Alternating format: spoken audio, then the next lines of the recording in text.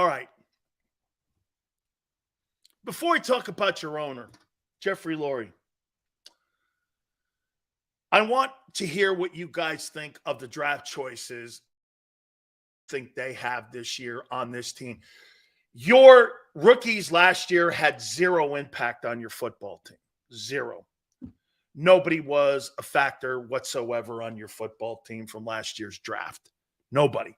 Well, let's be fair. They were depth, made the team a little deeper. So we have to add that caveat, put that into that. With the veterans that you had on the team, it created more depth, even though they really didn't see the field. Okay? So it's kind of unfair to say because there was a lot of experience on the team. This year, that experience is not there. What do you guys look at with the draft choices that they have this year? How many are there? Here they are right here. Let's see. 1, 2, 3, 4, 5. There's 7 draft choices that you guys have. Okay, what's your takeaway on this past April's draft?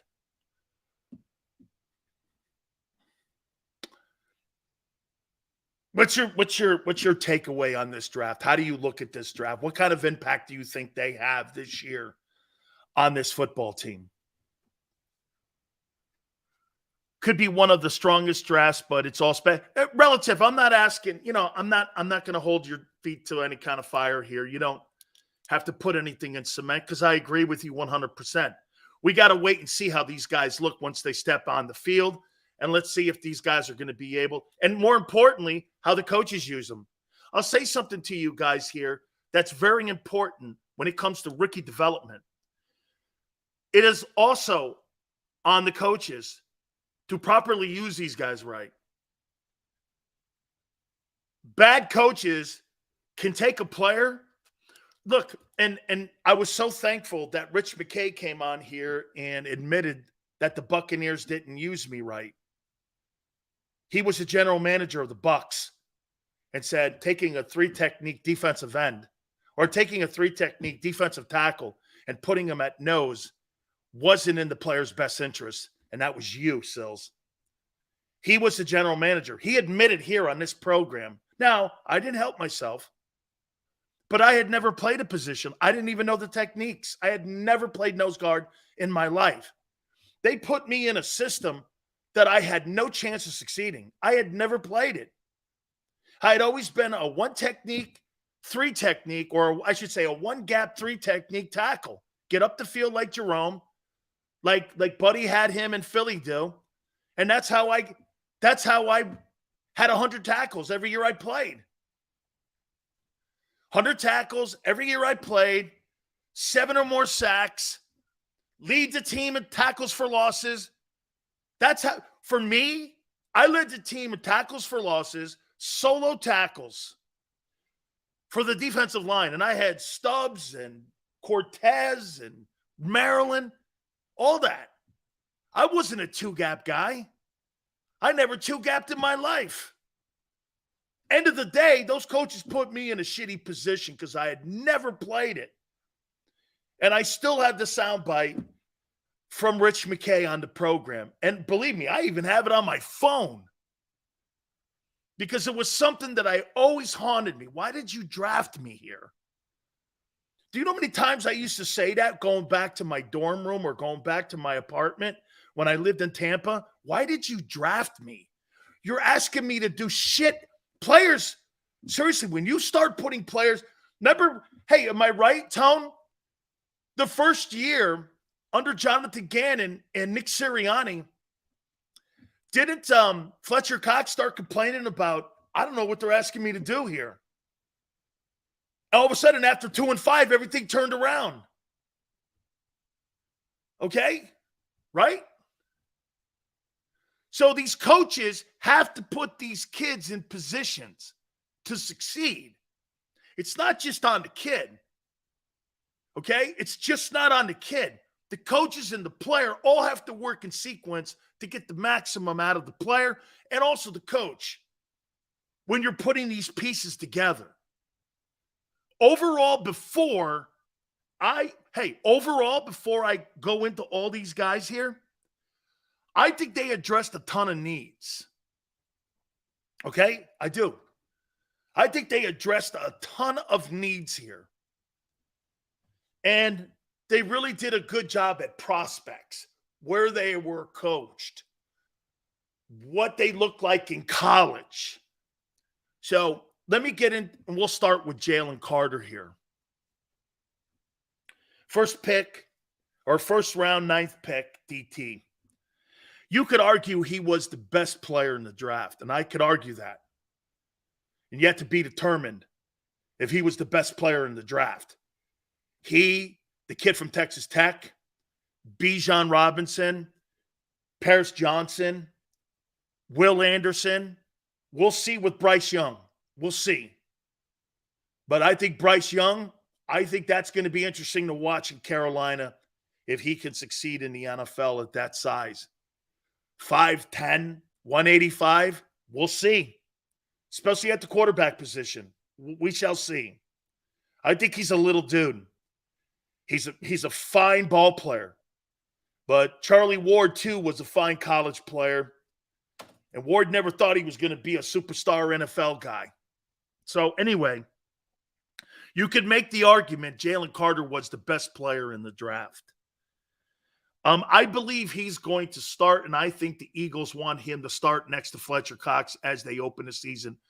And I think if you're looking at who should start against New England, in my opinion, I'd like to see Fletcher Cox and Jalen Carter. And because Fletcher's a little older, I would put him more in the 1 technique, and I would clearly have Jalen Carter in the 3 technique. And if it were me, I would move him to strength and flip him. Wide side of the field, I'd have Carter because he's the more athletic now, and he's the younger player. So they're probably not going to do that. They'll slide. They won't flip. They'll go 3 and 1. I think Carter can play a 1. So to me, all the things that I see with the kid, and I've said this before to you about him, I think he has all the intangibles to be a superstar player. I think he's in the Quentin Williams role. I think he's that kind of football player. And I think he just needs the reps to get out there and play. How the Eagles play him, I would line him up the majority of the time in the 3 technique. Don't put him in that 1. You're not going to utilize his strengths. Keep Fletcher down in that 1. Keep him down there in that 1 and put Carter in that 3 off the shade side of the guard and keep him wide there.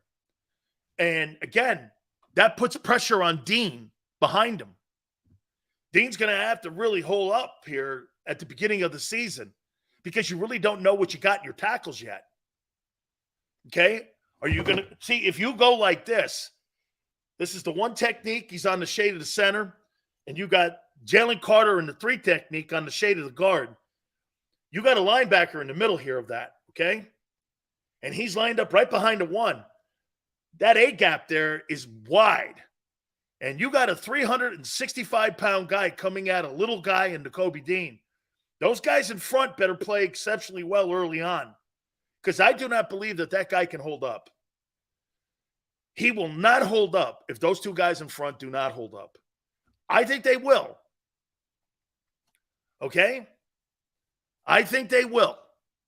I think Carter's too dynamic. And I do think that Jordan Davis will be the rotation tackle along with Milton Williams. And I could see him splitting time with Fletcher. The problem that I have with taking Fletcher off the field, Fletcher can get to the quarterback from the 1 technique. Davis can't. He's not a pass rusher. Fletcher is. And the majority of the time, in today's NFL, 70% of the time, you are in nickel package. So taking Fletcher off the field to put a lesser player on in Jordan Davis when it comes to pass rushing is a problem for me. He's not an every down lineman yet. He hasn't shown the propensity at all last year to be an every down lineman. He's not. Fletcher's an every down lineman, and I believe you got to give him the benefit with all the skills he has, Carter, I think he is. At least I'm going from this. Right now, Jordan Davis is not a 3-down lineman. Carter's got more skill than him. So I'm going to start him. He just looks better. He looks quicker. His hands are better. He moves up and down the line of scrimmage better. And get this, Davis may be a better athlete, but he's never lived up to what you see with Jordan Davis or with Jalen Carter. Okay? So I would like to see him as your starter in the open. So right there, your first pick, and by the way, he was worth the gamble, completely worth the gamble. Okay? Completely worth the gamble. And I think he's going to be an impact guy. Here, your first round guy a year ago had no impact on your team. This year, your first pick is going to have an impact, I believe, on your football team. Okay? So that's a good sign. And by the way, for the record, I do think last year's draft is going to have an impact also on the 2023 season. Okay? Nolan Smith, first round, 30th pick, edge. Some thought he could have been in the top 10. I didn't. Could he be a Micah Parsons? I want to see where they put him on the field and how they use him. I would play him like Parsons. Let him cover. Let him cover. Let me see if he can cover tight end and backs. Because if he can cover tight end and backs, he's going to play a lot. If you're just going to line him up and shoot him out of a gun, he's going to play spot. But for me to see him on the – I'll tell you what. And, Tone, I don't know if you agree with this on him, on Nolan Smith. Nolan Smith may be the best athlete on the defense, on the roster. He may be the best athlete. And you figured out Hassan Reddick. Okay? You figured out Reddick. Figuring out Nolan Smith is going to be interesting as well. Because remember something. Parsons is a better player than Reddick. Reddick is a better pass rusher. Two different people. One's revered more, though, and one will be in the conversation for Defensive Player of the Year because he does more. He covers. He rushes the passer. And he is a really good pass defender. I'm talking Parsons. Reddick isn't. Now, again, we've labeled what Reddick is. The guy creates havoc, man. Third down sacks, 1. Caused fumbles, 1. 16 sacks, 19 and a half. All of that. I get it. But he's not the complete player that Micah Parsons is. And again, I think that Parsons is overhyped because I don't see it consistent enough. But to be able to cover today's tight ends in the NFL, Hassan Reddick is not in the remote room of Micah Parsons in covering tight ends. He was a train wreck last year doing it. Not the best tackler either. Parsons is great at that. Now you're asked to do more, which means you're more valuable. Hey, it's not a diss on Reddick. He's just not the complete player. Could Smith be a complete player like that? Yeah. I do think that. Okay?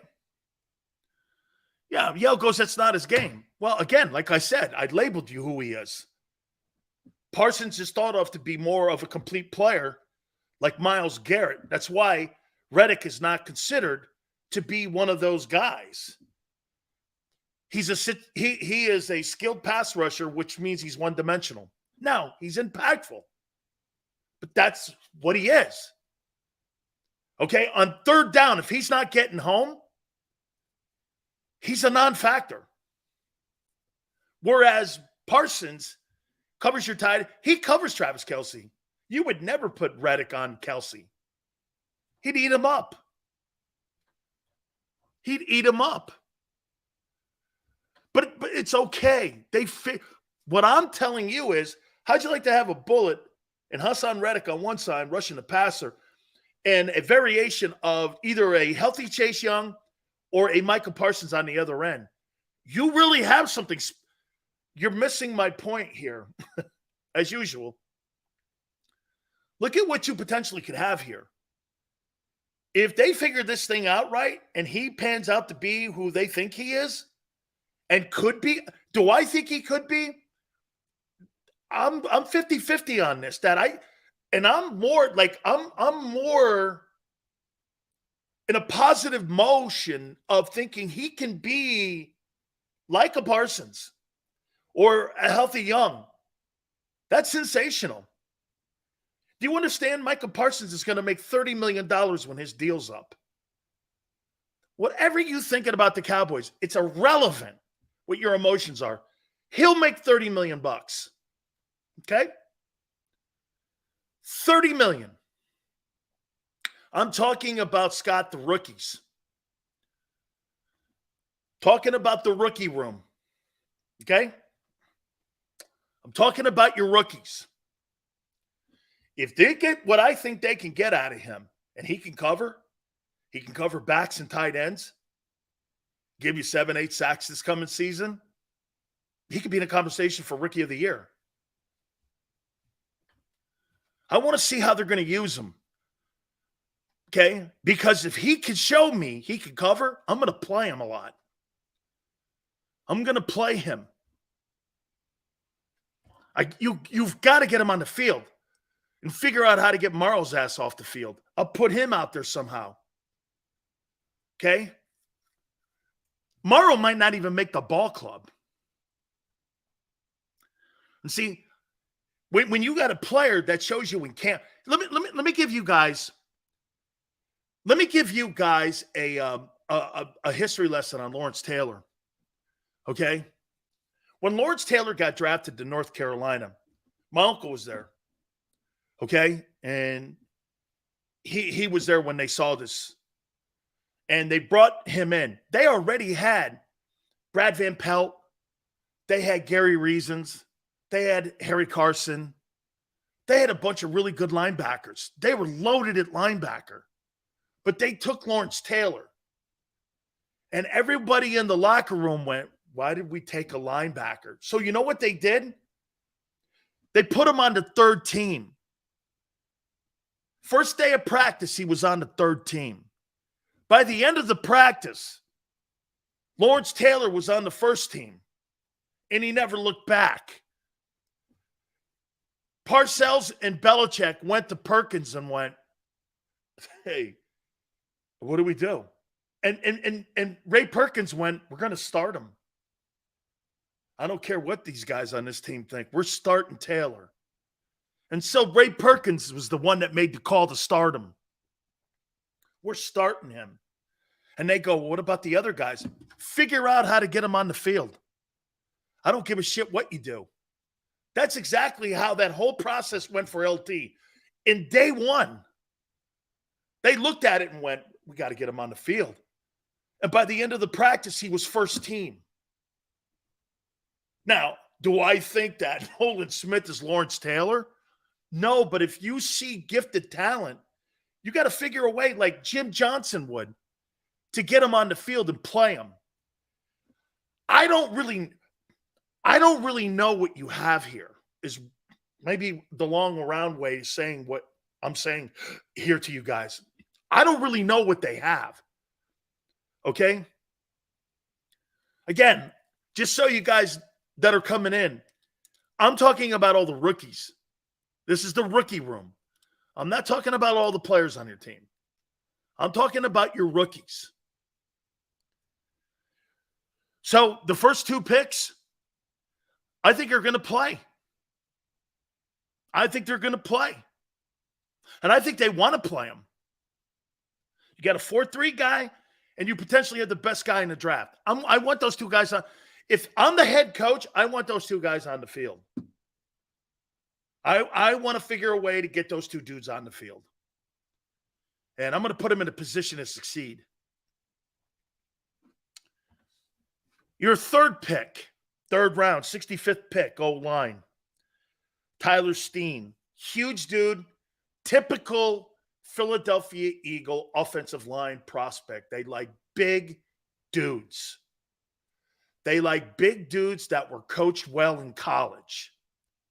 That has been a Stoutland makeup of a prospect that they bring into Philadelphia. Big kid. And by the way, I'll say this to you. He wasn't the most aggressive guy at Alabama, but he was a patient guy. And I think that's going to benefit him in the NFL.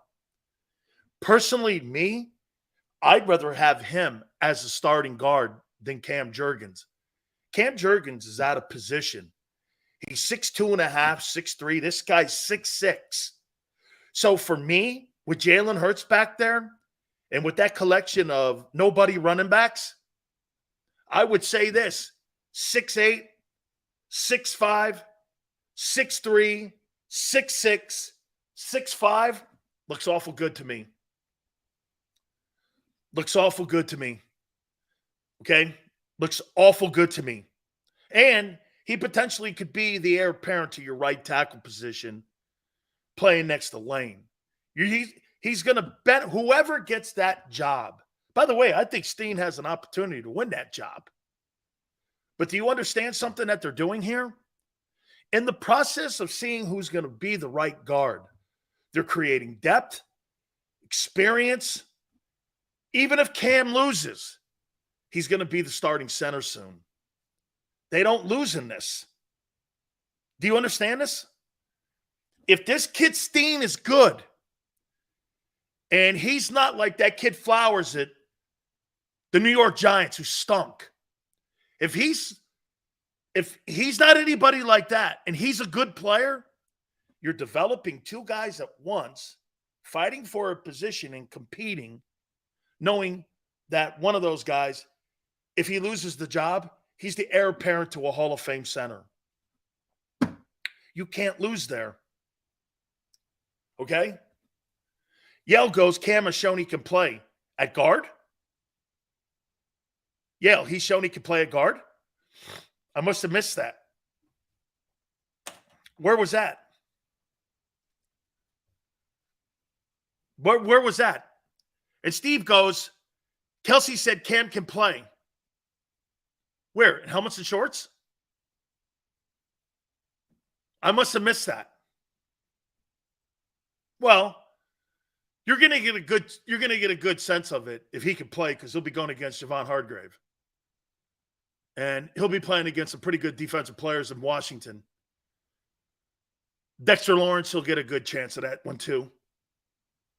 Chris Jones will get a good taste of that too. We're going to find out if he can play. He's going to be going. And by the way, Quentin Williams. Quentin Williams is going to line up right on him. He better. So you're going to have a guy who's going to play out of position, and you think you're going to block Quentin Williams. I want to see that. Or Jonathan Allen. Good luck. You'll need it. You'll need it. Hey, Dexter Lawrence, you're playing. Jonathan Allen, Chris Jones, Javon Hargrave, Armstead, the kid in Seattle. And you think a guy out of position is going to block them dudes. Well thought out. Yeah, he better do all the deadlifting he can. He'll need it. He'll need it. Because the players I mentioned are elite and highly compensated. Well, you're playing every week against elite dudes. And it'll be his first year playing.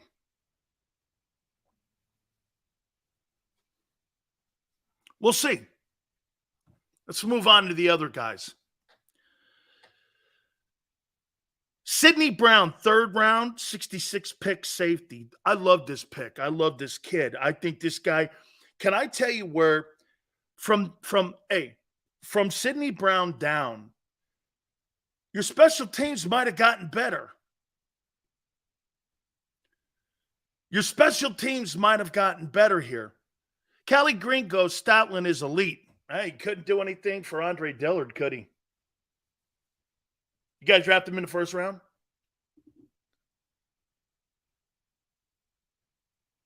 Did you draft him in the first round?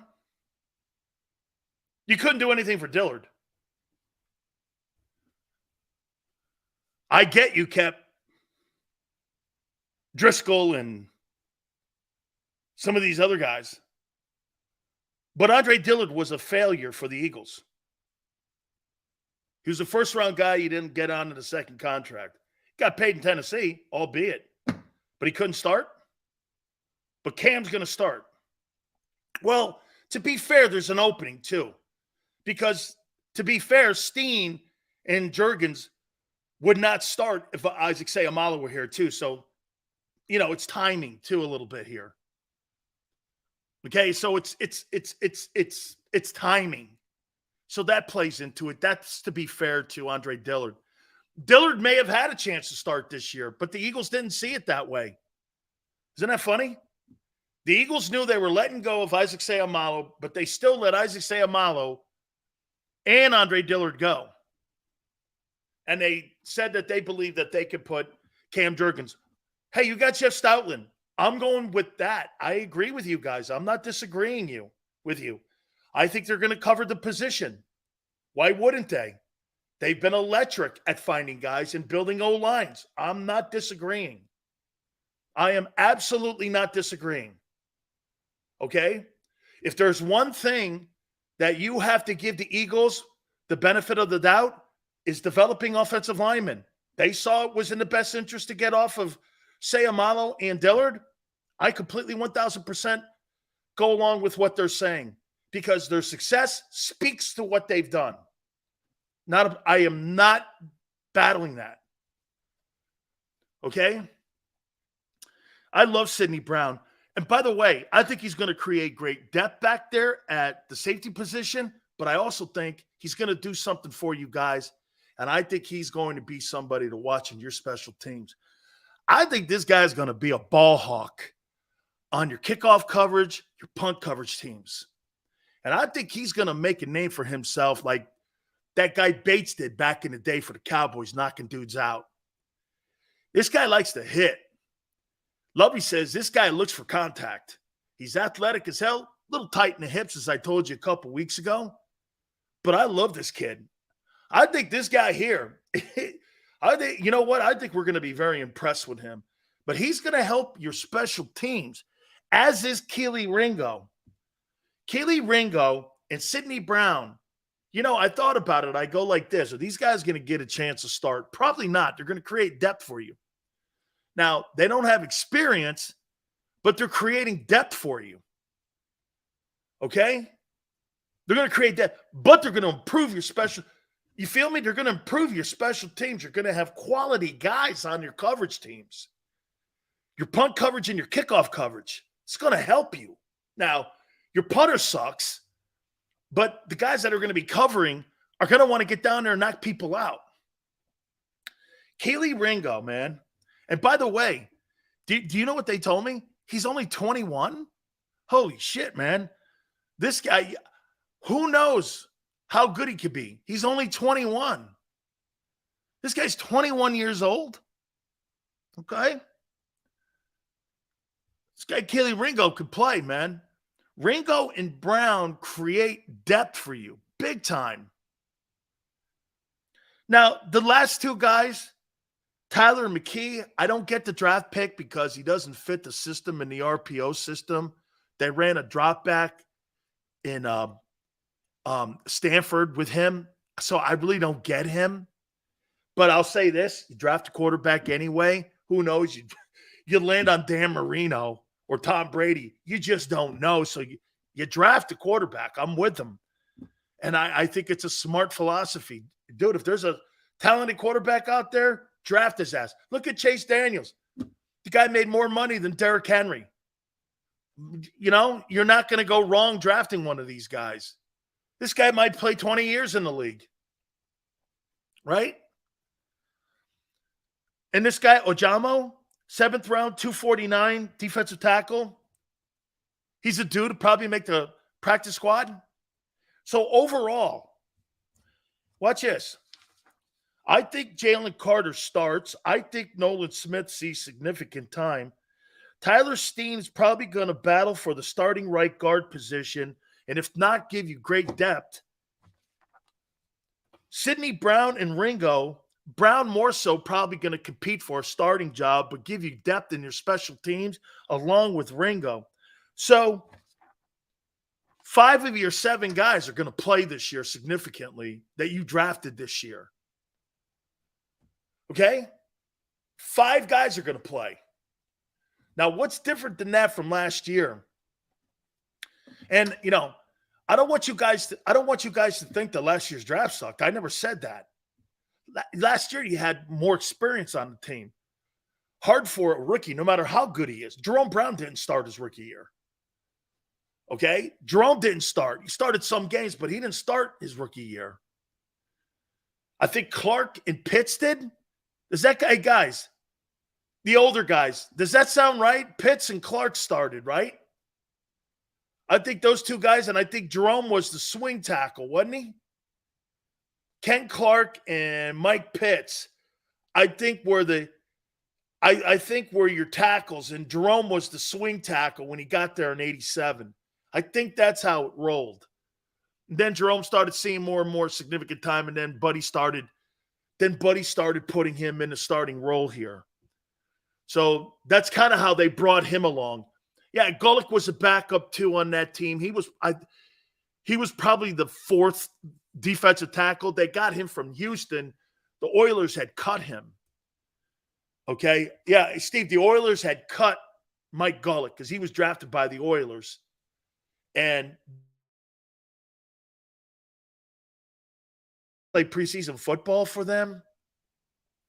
I don't think he played any downs for the Oilers and for that team. I don't think he played for any of them.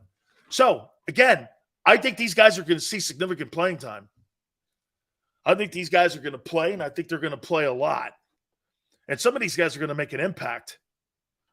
Okay. Yeah. Hey, Tony, I wanted to get through this. We're going to look at your owner next. The owner of the Philadelphia Eagles. We've been looking at Eagle rooms. We looked at your rookies today, and we're going to look at your owner and what he's meant since. Do you know that Jeffrey Lurie's going into the 30th year owning the team? Let's get into the second hour here. Please hit the like button. Brown is like Bob Sanders. I think he's a little bigger, Weapon. I think he's a little bigger than Bob Sanders, but that's a great comparison. The former Iowa kid who played with the Colts. Hour number 2. Please hit the like button. Keep it here.